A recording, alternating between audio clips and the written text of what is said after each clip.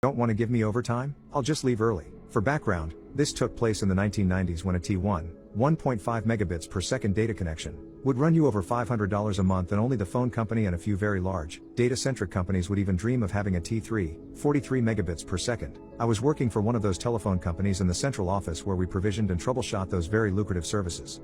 There were 4 people in my department, making it one of the larger such office in the state. One day there was one person on vacation, and another one out of the office for some other reason. Tech number 3 called in sick. I was alone for 8 hours with the workload of 4 technicians. Well, as a good employee, I prioritized and got all the trouble tickets done, and all of the most urgent new services installed. Everything due that day was done, but in the process I missed my 2 15-minute breaks, and worked through lunch. My supervisor came down at the end of the day to congratulate me for my good work, and he was watching me fill out my timesheet for 9 hours.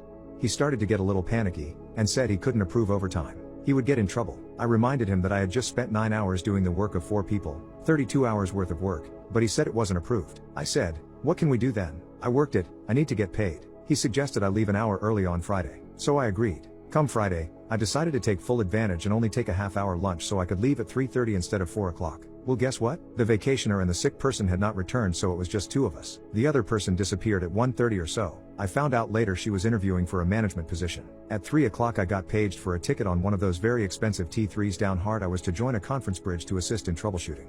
I joined the call, then at 3:25 I said, "Sorry, I have to drop off. I'm not approved for any overtime. The night shift person will be here in a half hour to help." I dropped off, knowing the night person on duty had never worked on a T3 before. I hadn't even reached my car when the pager started blowing up. "Overtime is approved, please stay on." But I had already clocked out, and so I just smiled and got into my car, drove home and took my wife out for a long overdue date night.